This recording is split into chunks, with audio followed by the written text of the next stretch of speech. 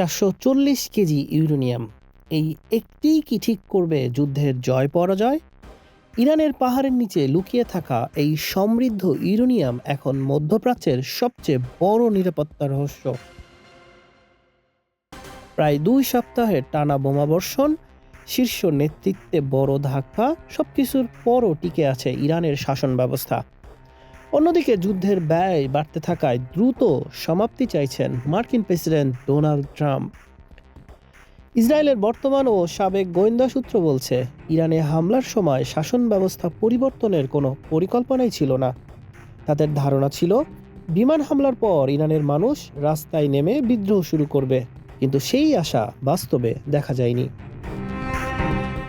Iran যুদ্ধের ফলাফল অনেকটাই নির্ভর করছে ইরানের 440 কেজি সমৃদ্ধ ইউরেনিয়ামের ভবিষ্যতের উপর।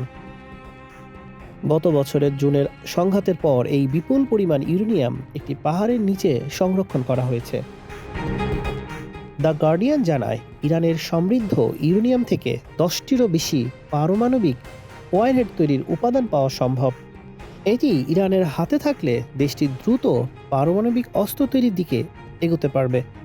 সাবেক মার্কিন প্রতিরক্ষা কর্মকর্তা বলেছেন, এই ইউরেনিয়ামই এখন যুদ্ধের সফলতা বা ব্যর্থতার অন্যতম বড় সূচক। দ্য গার্ডিয়ান বলছে, ইসরায়েলের সামনে এখন দুটি পথ: ইউরেনিয়াম ইরানের বাইরে নিয়ে যাওয়া এবং 2, এমন সরকার নিশ্চিত করা যারা এই ইউরেনিয়াম নিরাপদে সংরক্ষণ করবে।